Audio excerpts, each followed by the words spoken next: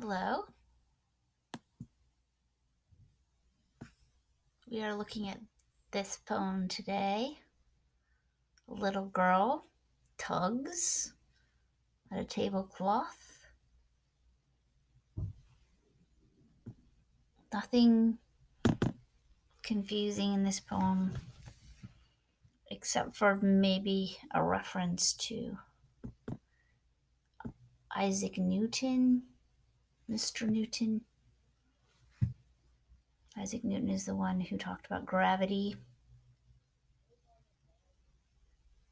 A couple of words you might want to know: brink, so it's on the edge, on the verge, on the cusp, and manifest, when well seized by its hems, manifests, that means to show, to become.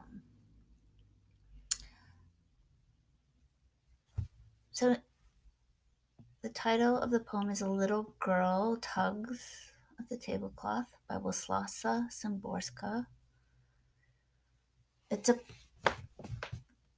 piece written by an observer, an objective observer, so it means an observer who's not committed to the situation, is not emotionally engaged with it. Speaking to people like you and me, people who have time to read a poem and think about it. And it's about childhood, it's about innocence.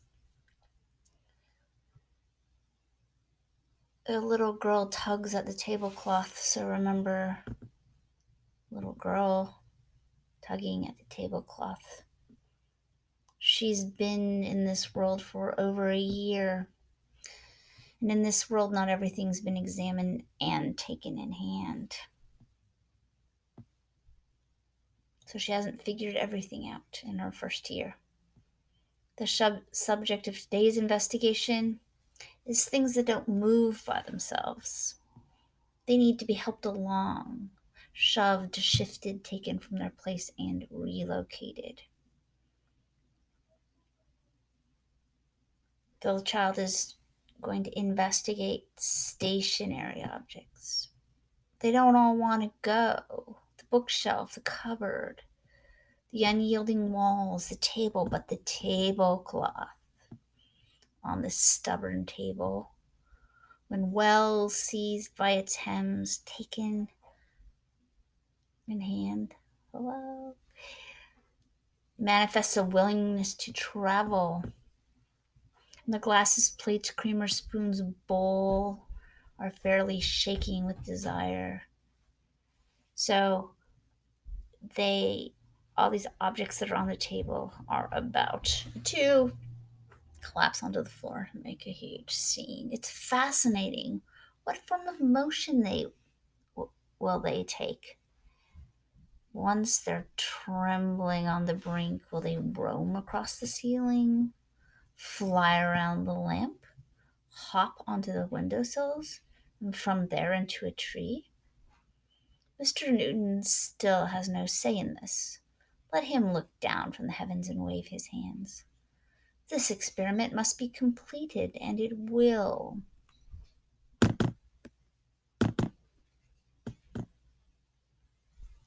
That's it. That's the poem. So, just a little piece of writing about how a child learns, how this experiment must be completed, is the way, talking about the way a child figures things out is by touching and guessing, and I guess subsequently getting into a bit of mischief.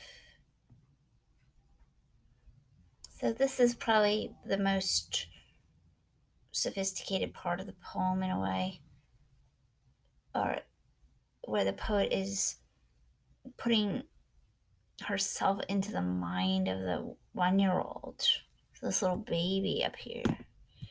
There she is. She's wondering what's going to happen when she pulls the tablecloth. Like, what's going to happen to all the objects? Are they going to, is the salt shaker going to fly away? Or just dissolve into thin air?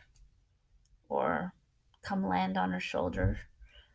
So you have the advantage as a reader to know that it's going to create a huge amount of chaos. So your writing assignment is to, let me look at my notebook. You do two different things. Either just write about a line in the poem that you don't really think is very good or you don't understand, and tell me why. That's one assignment. That's the critical writing piece.